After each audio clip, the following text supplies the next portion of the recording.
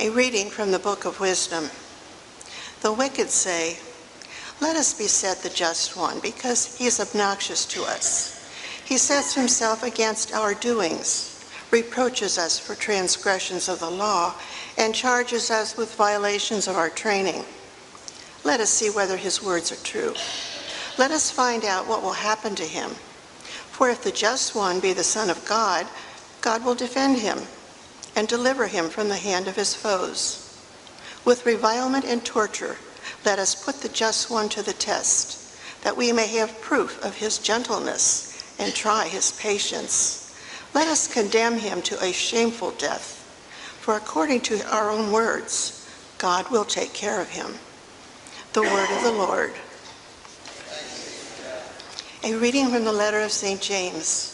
Beloved, where jealousy and selfish ambition exist, there's disorder and every foul practice.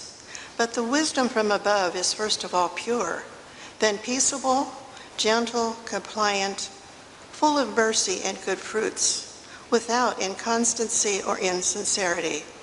And the fruit of righteousness is sown in peace for those who cultivate peace. Where do the wars and where do the conflicts among you come from? It is not from your passions that make war within your members. You covet but do not possess. You kill and envy but you cannot obtain. You fight and wage war. You do not possess because you do not ask.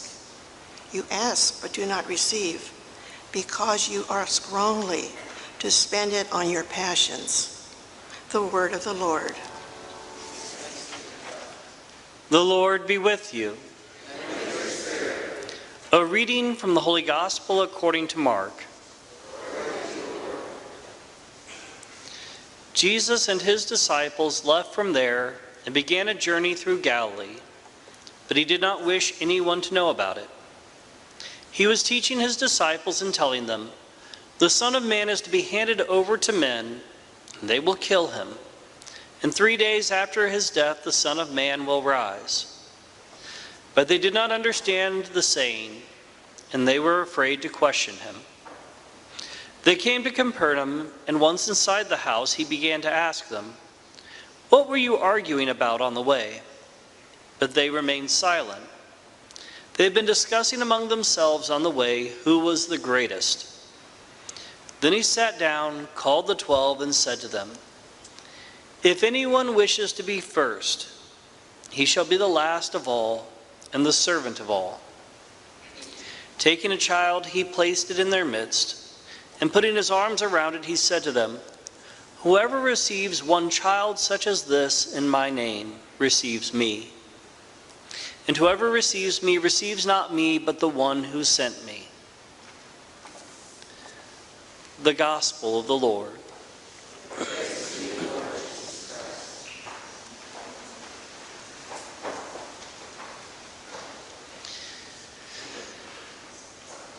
Today's gospel passage isn't exceptionally long, but it has what I would call 3 different movements in there that I could go off and give you a homily on each one. Since you're at the evening mass and we don't have religious ed afterwards, I'm going to go ahead and do that since I've got the time. Some of you know I'm joking. Other people are giving looks like, "Please, Father, no. Please, Father, no." I could speak on this short passage for quite some time, but probably the thing that stuck out to me the most was just this idea of greatness. Is it bad to desire to be great? It's an interesting question. There's a lot in our culture that looks very badly on things that are elitist. Those people are being elitist. They're being exclusionary. Those people are being elitist. They're being exclusionary. Those people are setting themselves above everyone else. We live in a culture that's been inundated in certain ways with our Christian belief.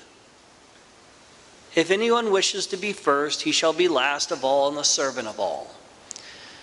And sometimes this gets twisted to say you should not strive for greatness. Jesus does not say that. He doesn't say don't strive for greatness. In fact, he's very much encouraging them. You want to be great, good. This is what it looks like. If you want to be great, if you want to be first, you will make yourself last of all and the servant of all. I love talking to the Wabash men about how they are at an elite school. It is elite. It is one of the top schools. And that as Wabash men, they should be expected to be among the elite. They should be a tier above the average college, university. But the big difference is they're called to be elite, not elitist. The distinction I like to make is the elite are the people who stand out above everyone else, and the elitists are the ones who talk about it. The ones who talk about being above everyone else. There is no greater skill than when you can teach somebody else your skills. You want to say that you know how to cook? Try teaching someone else to cook. If you want to say you know how to garden, just go ahead and try and teach me to garden. Everything I try to grow dies. I got an automated machine that's supposed to water a plant and feed the plant all it needs. It still died in my kitchen.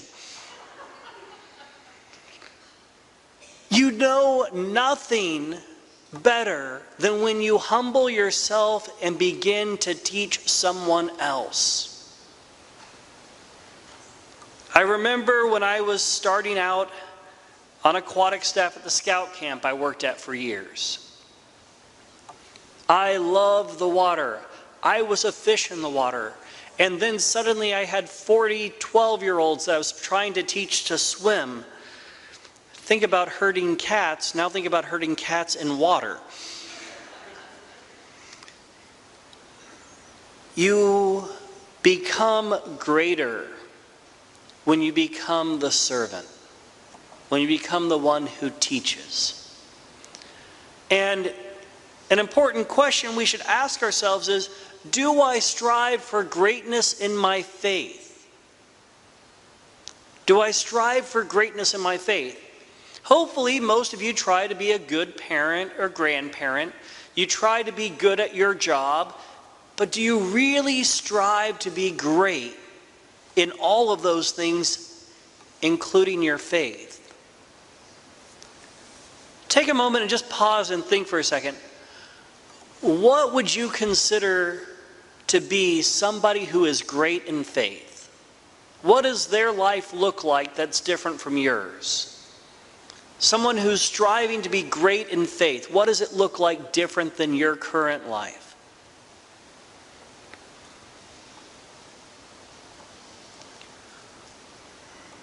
Why don't you strive for that? What holds you back from trying to make that part of your daily life? We look at kids in sports. Would you let your kids off with just giving a effort in soccer? I know that my parents pushed me to be out there on the soccer field when I was signed up for soccer. 2 years of bloody noses before I was allowed to quit. You give what you can, and you strive to be your best, and each one of us should look for that. Where is God calling me to greatness? It's usually not just one area of life. Those who are truly great are rarely good at just one thing. It's usually the combination of their greatness in this one thing and this other thing that make them truly stand out. May we all strive for greatness in our faith. by looking for how can I serve. Some people are going to serve through the bazaar. And by some, I mean all of you. Some are going to serve through Haiti. Some are going to serve through catechesis, teaching our youth the faith. But each one of us is called to greatness in the faith, to have greatness in our prayer, our steadfastness, our striving to grow closer to Jesus Christ. Christ did not discourage greatness. He set himself apart as one willing to die for the sinner, to humble himself to be the servant of all. How will you humble yourself to serve others and embrace the greatness God calls you to?